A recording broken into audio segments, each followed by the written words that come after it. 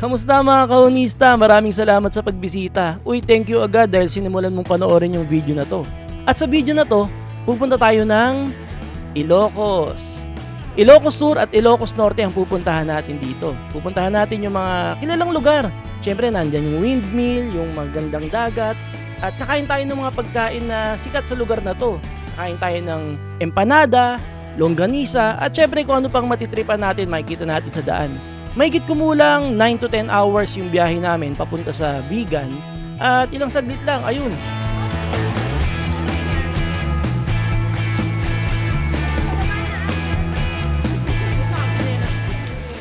Welcome to... Saan tayo? Vigan. Ilocos Sur. Ay. Tama, Ilocos Sur. Tama, Ilocos Sur. Ilocos Sur. Yeah. Dito walang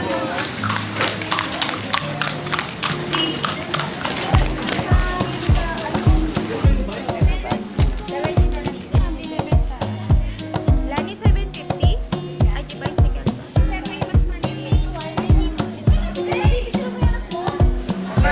Bagay sa Ganda ng mga kotse dito.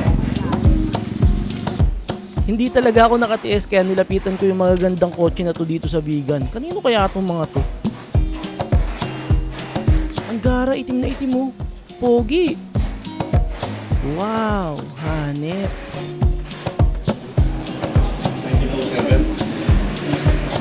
Gara.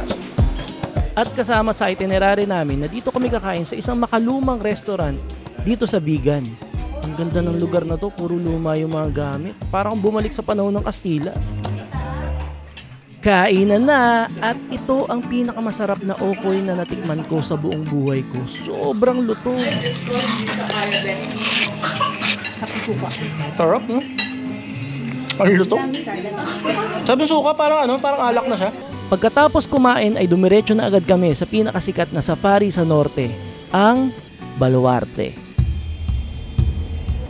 Scarlett, do you want to see animals? Yeah. I got the bird.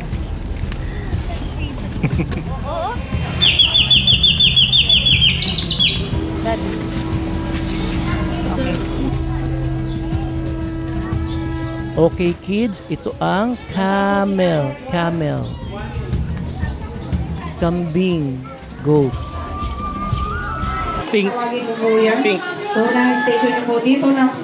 Kanina kambing yung kinain natin. Ay!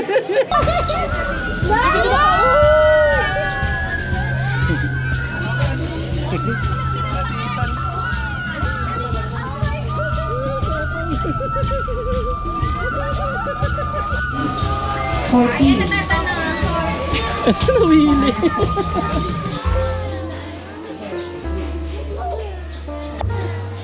Cuddle time. 2 hours later. Our hearts beat to the city streets. We began to feel the fire. We rise like tall buildings as the chemicals they take us higher. The night's young and it's just begun as she puts her hand in mine. At ito ang pinakapaborito kong part ng Baluarte. Nandito yung mga hayop na hinanting ng ninong ko. Pala yung ninong ko no? Picture ng ninong ko yan ha. Ano talaga yan? Ito yung mga mga nahunting ni Chavez Singson. Dami Ayun Yan Warthog, wild boar. Ang hindi. Wow. Warthog.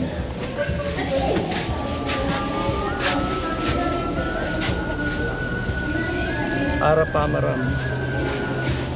Ang tindi. Grabe. Wapiti. Saan bansa niya yan? Iba to sa talaga ng gold. Grabe, no? Sa ibang bansa kasi sports yan, no? May permit. Sa ibang bansa kasi sports yung wild hunting,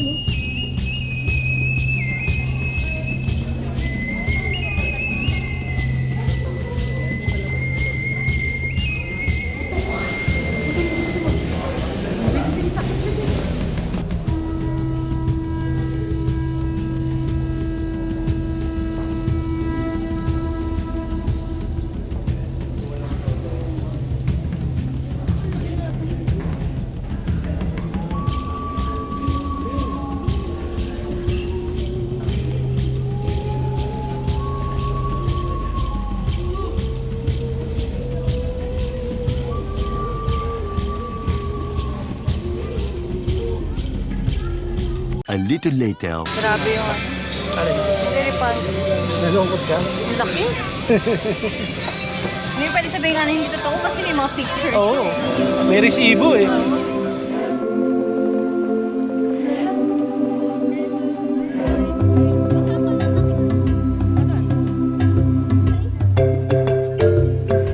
Sige, kunin mo. Sige, ano? Sige. Huwag mo kukunin. Ano? Ano? Ha? Bye! May lipstick. Up close yung mga eh, matinatawag na ano, born to run. Tawag sa kanila. Born to run. Kaya tinawag na born to run yung mga deer, mga impala kasi takbo sila ng takbo kasi nahabol sila. Ano sila eh, nasa baba sila ng food chain. So maraming predator ang gusto silang makain. Lions, mga tigers, mga cheetah. Kaya mabibilis tumakbo yung mga impala kasi ano sila, pagkain sila ng mga predators, ng mga carnivores, kaya born to run. Sa Pag sinaktan mo yung mga impala, gumaganti yan. Ang tawag doon, gantimpala. Hindi, wow. Maganda no, para natural, pawalan nila yung mga tiger tsaka lion dito. Go, go upstairs. Go. Tara, dito tayo sa pinakamatangkad na hayop sa balat ng lupa. Ang giraffe!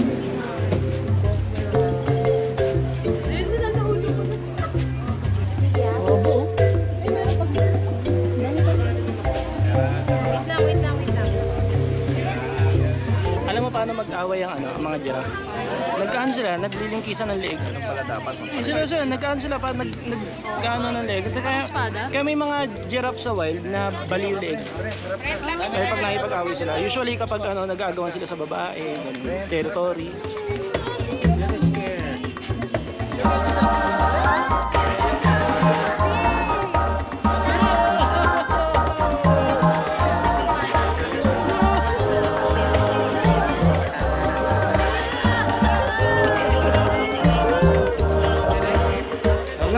Master Ugway, inner peace. Inner peace yun ah. Inner peace.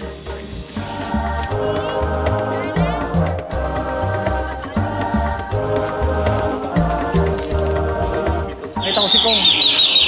Si Kong. Ayan.